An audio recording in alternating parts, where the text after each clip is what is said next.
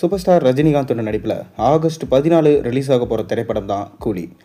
இந்த படத்தை Lokesh இயக்கியிருக்காரு. Sun pictures பிரம்மாண்டமாக ப்ரொடக்ஷன்ஸ் பண்ணியிருக்காங்க. அனிருத் மியூசிக் பண்ணியிருக்காரு. மேலும் இந்த படத்தில் சூப்பர் ஸ்டாரோட சேர்ந்து ஷாபின் ஷாக்கர், உபேந்திரா, நாகார்ஜுனா, ஸ்ருதிஹாசன், சத்யராஜ், அமீர்கான் போன்ற மிக முக்கியமான நடிகர்கள்லாம் இந்த படத்தில் நடிச்சிருக்காங்க. பேன் இந்தியன் படமாக எடுக்கப்பட்டிருக்கும் இந்த படம் ஆகஸ்ட் 14 வார் 2, அதாவது ரித்திக் ரோஷன் மற்றும் ஜூனியர் என்டிஆர் நடிப்பில் ரிலீஸ் ஆக போகிற வார் 2 படத்தோட மிக பெரும் பாக்ஸ் ஆஃபீஸ் கிளாஷ் இருக்குது. அதனால் கண்டிப்பாக கூலி படத்துக்கு டஃப் கொடுக்க வார் 2 இருக்குது என்று சொல்லப்படுது. அதனால் பாக்ஸ் ஆஃபீஸில் கூலி படம் 1000 கோடி கலெக்ஷன் பண்ணுமா என்பதை பொறுத்திருந்து பார்ப்போம். மேலும் சூப்பர் ஸ்டார் ரஜினிகாந்த் இப்போ ஜெயிலர் 2 படத்தில் நடிச்சிட்டு இருக்காரு. ஜெயிலர் 2 படத்தை நெல்சன் இயக்குறாரு. சன் பிக்சர்ஸ் பிரம்மாண்டமாக ப்ரொடக்ஷன்ஸ் பண்ணுறாங்க. அனிருத் தான் மியூசிக் பண்ணுறாரு. மேலும் இந்த ஜெயிலர் 2 படம் அடுத்த வருஷம் சம்மருக்கு ரிலீஸ் ஆகும் என்று சொல்லப்படுது. அதைத் தொடர்ந்து சூப்பர் ஸ்டார் ரஜினிகாந்த் அவரோட அடுத்த படத்தை யாரோட சேர்ந்து பயணிக்க போகிறாரு. இந்த விஷயம்தான் பார்த்தீங்கன்னா இப்போ கோலிவுட்டோட ஹாட் டாப்பிக்காக இருக்குது. ஏன்னா சூப்பர் ஸ்டார் ரஜினிகாந்த் இனி நடிக்க மாட்டார்னு ஒரு பக்கம் சொல்லிட்டு இருக்காங்க.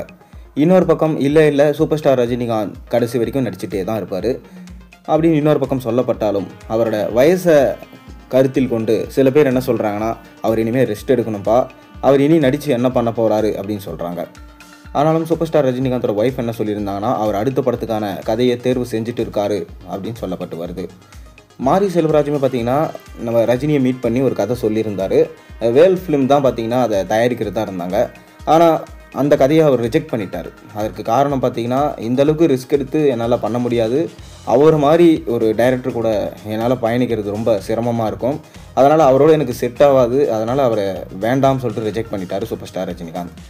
ஆனாலும் மாரி செல்வராஜ் வெட்டுற மாதிரி தெரியல, இன்னொரு ஸ்டோரியை நரேட் பண்ணியிருக்காரு நம்ம சூப்பர் ஸ்டார் ரஜினிகாந்துக்கு. அது பார்த்திங்கன்னா சூப்பர் ஸ்டாருக்கு பரவாயில்ல, ஓகே, பிடிச்சிருக்கு, அதனால் நீங்கள் ஸ்கிரிப்டை டெவலப் பண்ணுங்கள், கூடிய விரைவில் நம்ம ஜாயின் பண்ணலாம் அப்படின்னு சொல்லியிருக்காராம். ஆனால் இது தலைவர் 173 இருக்குமா என்பது சந்தேகம்தான். ஏன்னா தலைவர் 173க்காக ரஜினிகாந்த் வேற ஒரு பிளான் வச்சுருக்காரு. அதனால் தலைவர் 174 இல்லை 175 இருக்க அதிக வாய்ப்பு இருக்கிறதா சொல்லப்படுது. மேலும் மாரி செல்வராஜ் படத்தில் நடிக்கணும்னா சூப்பர் ஸ்டார் ரஜினிகாந்துமே பார்த்தீங்கன்னா ரெடி ஆகணும். அந்தளவுக்கு மாரி செல்வராஜோட படம் தரமான படமாக இருக்கும். அதனால் ஒரு சின்ன கேப்புக்கு அப்புறம் தான் சூப்பர் ஸ்டார் ரஜினிகாந்தோட மாரி செல்வராஜ் சேர்ந்து பயணிக்க போகிறாரு. பொறுத்திருந்து பார்ப்போம். நீங்கள் என்ன நினைக்கிறீங்க? உங்கள் கருத்துக்களை மறக்காம கீழே கமெண்ட்டில் சொல்லுங்கள்.